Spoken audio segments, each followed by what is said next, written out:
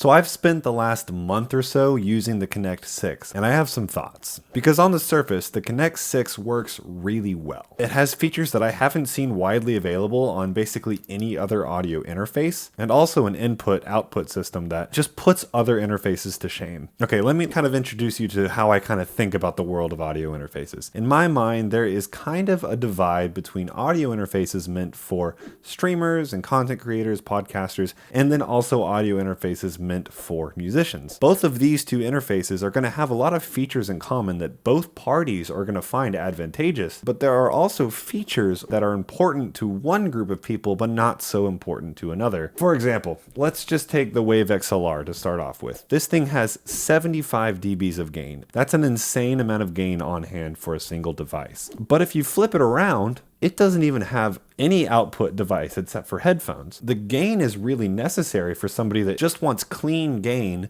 for a microphone such as this, primarily for voiceover use, something that a streamer or a content creator is going to have a lot of use for, but they're not going to be mixing. So driving studio monitors is not their priority, so they don't even have that as an output. So what about the Scarlett? Well, where it might not compare to the Wave XLR in the amount of gain necessary for these preamps, you do have a high impedance setting, making it so you can DI cabled instruments and get the most tonal range possible. You also have headphone preamps that are nice, clean, and neutral and easy to power for even really gain hungry headphones. And doing all of this while not stylizing the audio at all, keeping it flat, nice, clear, transparent, because as audio engineers and musicians, we need an honest signal so that we can add the color later ourselves. Okay, why am I bringing all this up? Well, because I kind of thought Lewitt would make the interface that merged these two different use cases together and made like the ultimate audio interface. But there are some shortcomings to this interface that don't quite make that happen. This interface, quite frankly, leans more into the content creation,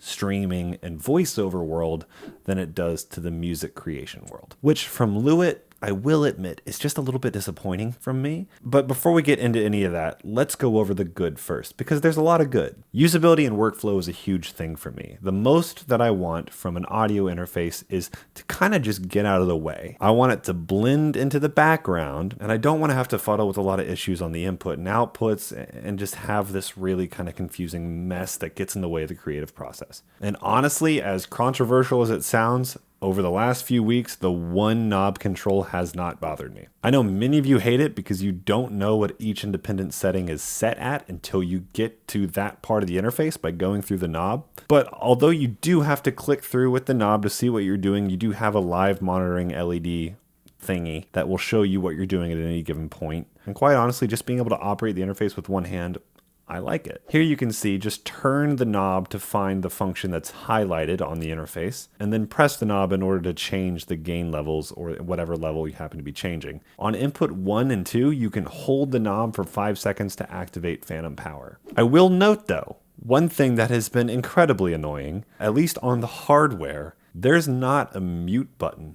You have to go into Lewitt Control Center and then using the software turn the audio to mute. Even turning down the knob all the way on the audio interface, you still get volume from your monitors. Here, I have some raw camera audio that shows this. Okay, let's do a quick test with camera audio. Got some lo-fi. Now if I turn it down, I don't know if that's audible on camera here.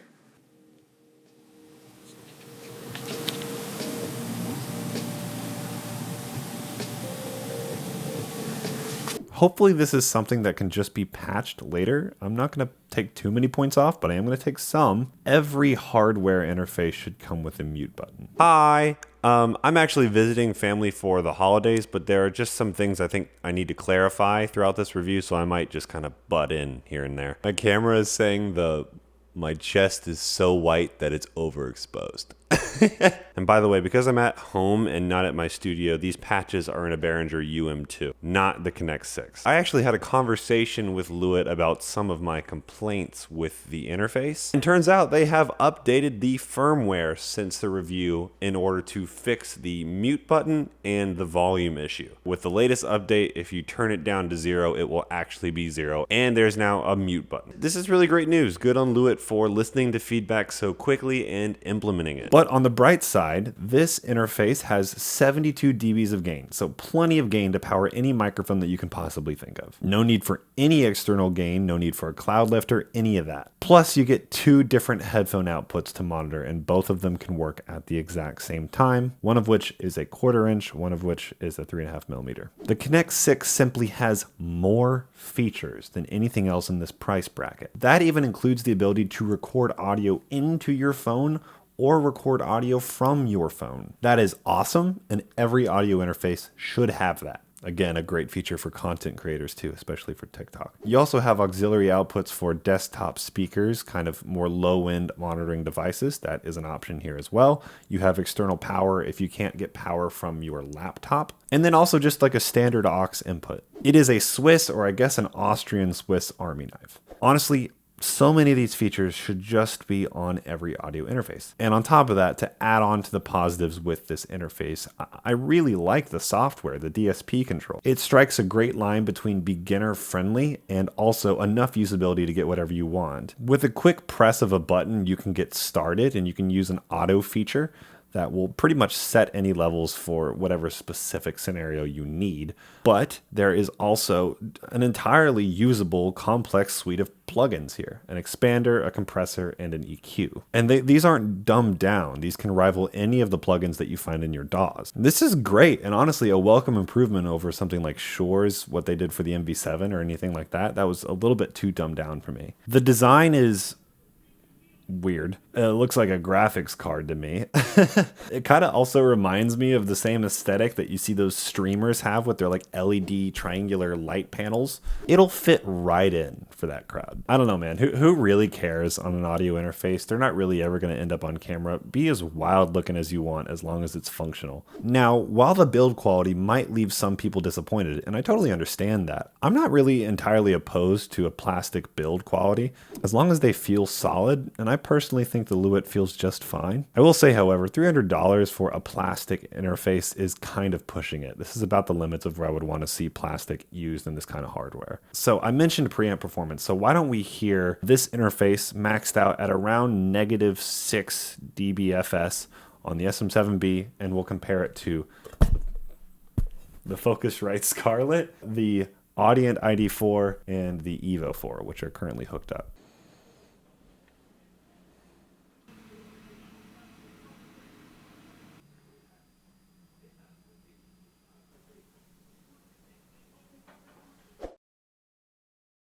Right, so positives out of the way.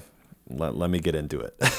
Like I said, there are a lot of things weighed in favor of this interface, but there are also some key features that are just weirdly removed. Remember when I started making the distinction between musician's gear and content creation gear, or mostly just gear meant for the voice? I'm really disappointed that they took out some really standard stuff that the musician needs. First and foremost, the lack of a high impedance input jack or a high Z input jack. You know, a lot of us record straight DI into our audio interfaces, and then we use emulators in order to get a more usable tone. That means guitarists, bassists, this synth right here, anything with a high impedance output needs a solid, flat, transparent foundation in order to be adjusted in post. Without a high impedance input, you're left with a much more dark, muffled, and quiet DI sound. Quite frankly, not a usable sound. Let's hear the clean electric guitar through a proper high impedance input versus the Connect 6's regular input.